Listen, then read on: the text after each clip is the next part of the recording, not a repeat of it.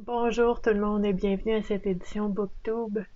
Cette semaine, j'ai le privilège, le plaisir, l'honneur de partager avec vous un livre qui m'a été acheminé par un membre de la communauté Vivre à coup de cœur sur Facebook.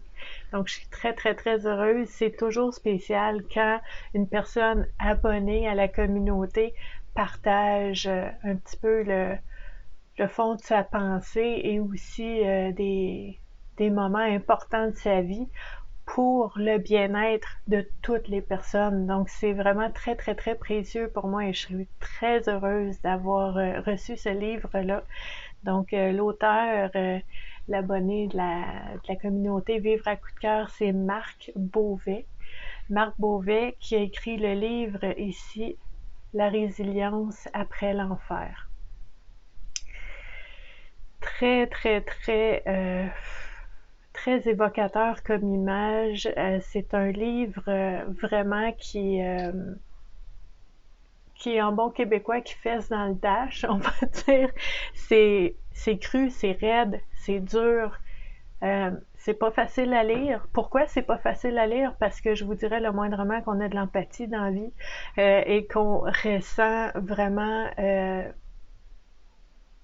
qu'on a une sensibilité concernant les épreuves, les défis que l'humain peut vivre, ben c'est pas facile à lire, puis sachant que cet humain-là a un nom, c'est une personne, c'est quelqu'un qu'on côtoie, avec qui on échange, avec qui on rit, avec qui on fait des prises de conscience et qu'on avance sur la communauté Vivre à coup de cœur, ben c'est d'autant plus bousculant, je vous dirais, et c'est pour ça que c'est précieux.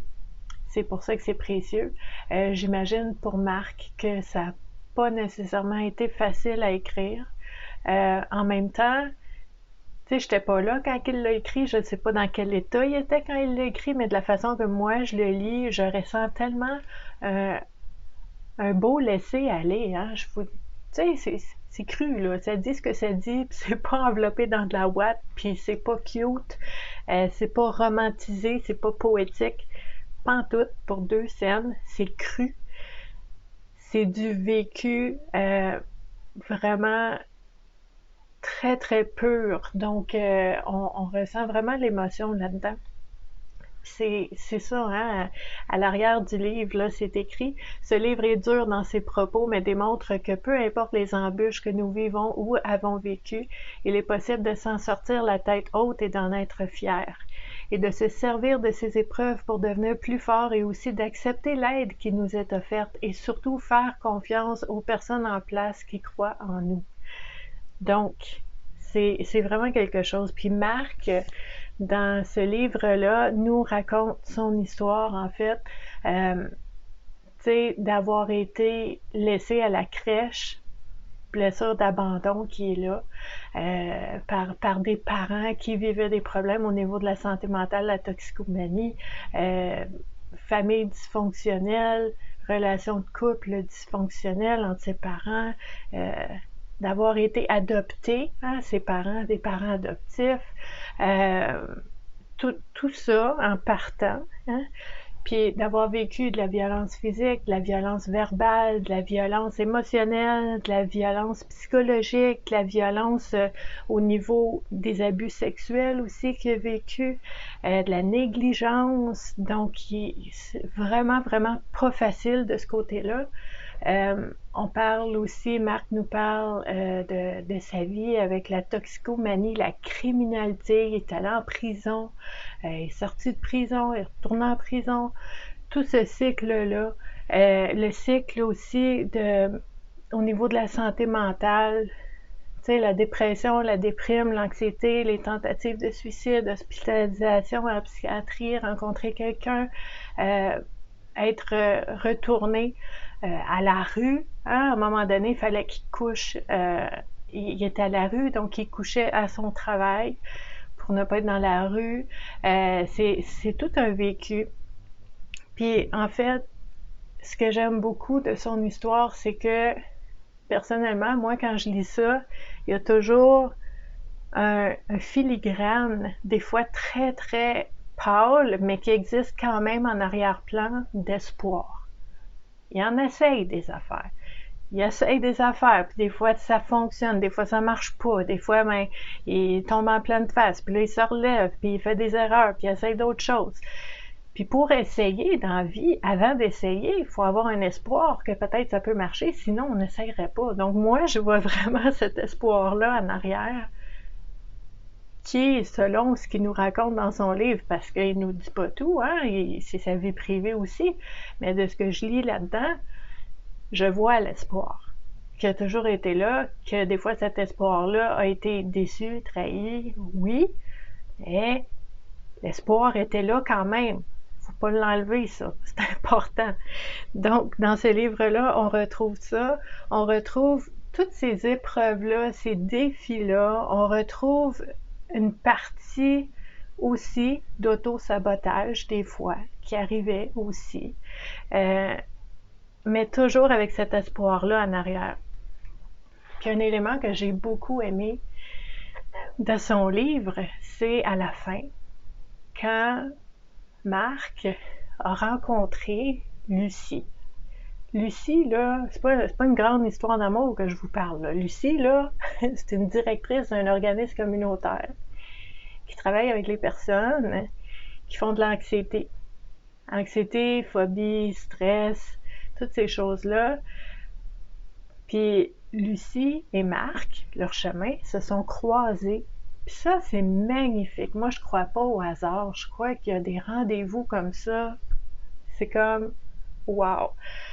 Puis la façon que Marc décrit cette rencontre-là, ça me touche. Je trouve ça beau. Pourquoi? Parce que, étant moi-même intervenante sociale depuis 25 ans, je sais, je suis convaincue, je l'ai vu en action, j'ai des preuves, je sais que c'est comme ça. Je sais que quand une personne rencontre la bonne personne au bon moment, au bon endroit, ça ouvre des portes, ça ouvre l'esprit, ça ouvre de l'espoir, ça change des choses. Puis quand Marc a appelé au groupe d'entraide GEM, chez GEM, puis qu'il a parlé à Lucie au téléphone. Il a raconté son histoire, il a dit un peu ce qu'il vivait, que c'était pas facile, puis Lucie a dit « Viens dans notre groupe de soutien » via Zoom, parce qu'on est en pandémie. Mais viens nous voir, tu vas voir comment ça va, comment c'est. Puis Marc a découvert des trucs, des outils, des astuces, il a découvert des oreilles puis des cœurs pour le recevoir, puis des personnes qu'il comprenait. C'est incroyable comment ça change, puis je trouve ça beau dans son récit. Marc nous raconte comment que cette rencontre-là avec Lucie, avec GEM, avec le groupe des participants, les groupes de soutien chez GEM, comment ça nourrit, comment ça lui fait du bien, puis comment ça crée, ça sème encore plus d'espoir. Moi, je lis ça, là, j'ai la chair de poule à grandeur. Je suis comme « Yes! Ah, j'aime ça! » C'est merveilleux parce que c'est ça qu'on fait dans la vie. Tu sais, moi, je la connais, Lucie, personnellement, puis je suis sûre qu'elle aussi, elle a la chair de poule à chaque fois. Elle est comme « Yay! » Parce que je vous dirais, c'est pas un organisme communautaire, c'est pas une intervenante, puis c'est pas une activité qui va tout changer chez quelqu'un. Quand quelque chose change dans votre vie, c'est vous qui avez changé. Puis on s'entend, regardez en arrière, regardez ce que vous vivez présentement, vous en faites des efforts, vous travaillez fort. Donc on peut pas vous enlever ce pouvoir-là de dire que quand ça va mieux dans ma vie, ben c'est moi qui l'ai fait. C'est clair, ça. Fait que Marc a travaillé fort. Puis c'est lui qui, tu sais, une tape dans le dos, puis bravo, puis un high five, parce que, wow! Ça ouvre des portes, ça fait du bien, il voit les choses autrement. Ça n'a pas tout changé, ça ne change pas du jour au lendemain. Mais ne serait-ce que ça va mieux, ben la première personne à reconnaître, à féliciter, puis à apprécier, puis à avoir de la gratitude, c'est soi-même dans ce temps-là. Ensuite, personne ne vit dans une bulle. Donc, si pour Marc GEM a été un déclencheur, a été un moteur, un propulseur, quelque chose d'inspirant qui fait du bien, merveilleux. tellement heureuse que j'aime ait été sur le chemin de Marc. C'est super. Tu sais, si moi ou quelqu'un d'autre, on peut être sur votre chemin pour vous aider, pour vous inspirer, pour réveiller quelque chose à l'intérieur de vous qui vous donne envie de faire les efforts, de faire le travail, de faire les choix, de prendre les décisions pour changer des choses dans votre vie, c'est très précieux aussi, mais c'est qui agit? C'est vous. Donc moi, je veux féliciter Marc. Je veux féliciter Marc pour son beau cheminement. Son beau cheminement, je dis cheminement, le mot est bien choisi parce que il est pas rendu, là. C'est pas comme si il y avait un objectif d'atteint, puis là, on s'assoit, c'est fini, puis on coche ça. Non, c'est en processus, c'est en train de se faire, c'est en route, c'est un pas à la fois. Je veux le féliciter pour ça. Puis je vous dirais, avec une histoire comme ça, là, Marc, là, je te parle à toi, là, je pense que je vais faire attention parce que, tu sais, moi, je mets pas de pression, là, je sème des graines comme ça. Moi, c'est mon impression, c'est la façon que moi, je vois les choses. Mais je pense que c'est précieux. Ton histoire est précieuse. Puis toi, t'es précieux, puis peut-être que tu pourrais aider des gens qui vivent des choses peut-être semblables, sans être la même chose, pareil, mais des choses, mon Dieu, des choses assez semblables pour pouvoir vraiment dire, ben je peux inspirer peut-être des personnes à mon tour à travers mes épreuves, à travers ce que j'ai vécu. Donc, j'ai pas de misère à voir pantoute ce livre-là devenir une conférence d'1 heure. Hein? Peut-être, on sait jamais. Quelque chose pour aider les gens. Mais ça, c'est mon inspiration du moment. Mais je dirais que l'important, le plus important, c'est de se nourrir soi-même en premier avant de pouvoir même penser à nourrir les autres. Donc, c'est quelque chose peut-être pour l'avenir. J'ai des petits post-it ici. Je voulais vous lire des extraits. Parce que, tu sais, quand on dit que c'est cru puis c'est raide, là, c'est important de bien comprendre aussi. Mais aussi de comprendre que ce que Marc a vécu, ça peut toucher des personnes qui auraient vécu des choses semblables aussi.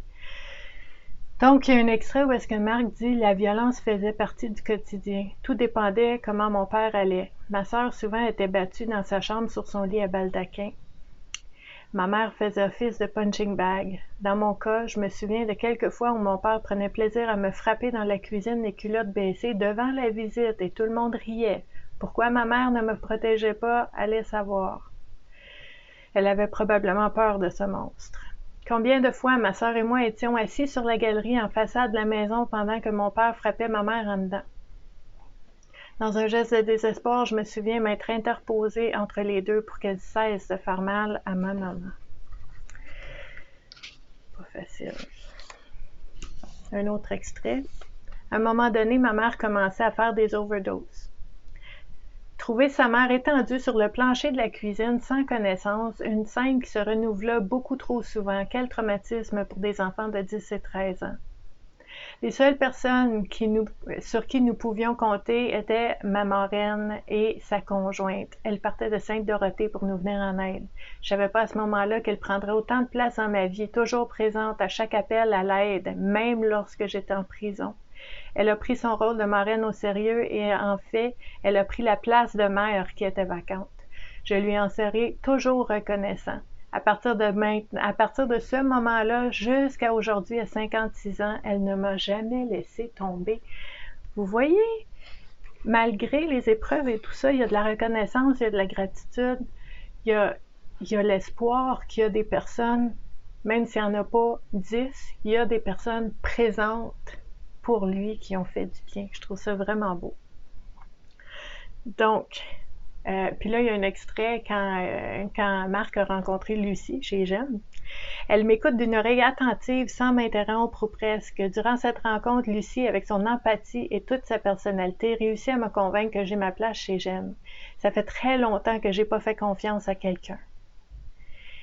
Hier, j'ai assisté à mon deuxième Zoom. J'attendais cette rencontre avec impatience. Ça, c'est bon signe. Je ne veux pas me réjouir trop vite, de peur d'être déçue. Bref, ça fait un sacré bout de temps que j'ai pas fait confiance à quelqu'un à suivre. C'est normal, ça.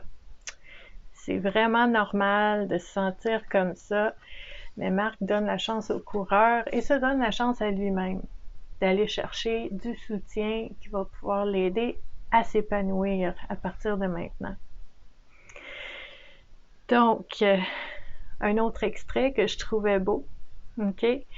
Il dit que chez GEM, dans un des groupes de soutien, le 12 novembre, pour la première fois, j'ai compris ce que c'était d'être au moment présent. C'était juste magnifique. Nous étions tout simplement bien et en paix avec nous-mêmes. Depuis le 12 novembre, ça va bien.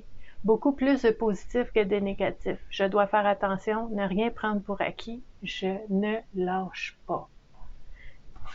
Wow! Donc, je remercie Marc d'avoir apporté ce livre-là au pied de ma porte, à la maison. Il a fait un petit road trip en campagne pour m'amener ça. Je le remercie aussi pour sa patience parce que, vous savez, les booktubes, je les fais, je les lis et je fais les vidéos en ordre de réception. Donc, quand c'est arrivé, ben, les autres, on passe pas avant les autres qui sont déjà arrivés. Donc, Marc a été patient. Et ben, je le remercie d'avoir partagé aussi son histoire avec moi et d'avoir accepté que je la partage avec vous. Donc, si vous avez des commentaires, si vous avez des questions, si ça vous interpelle, si ça vous touche, je vous invite à laisser un commentaire. Et ben, je vous invite aussi à nous joindre sur la communauté Vivre à coup de cœur sur les différents réseaux sociaux. Je vais laisser les liens sous la vidéo. Et je vous dis à la prochaine. Bye!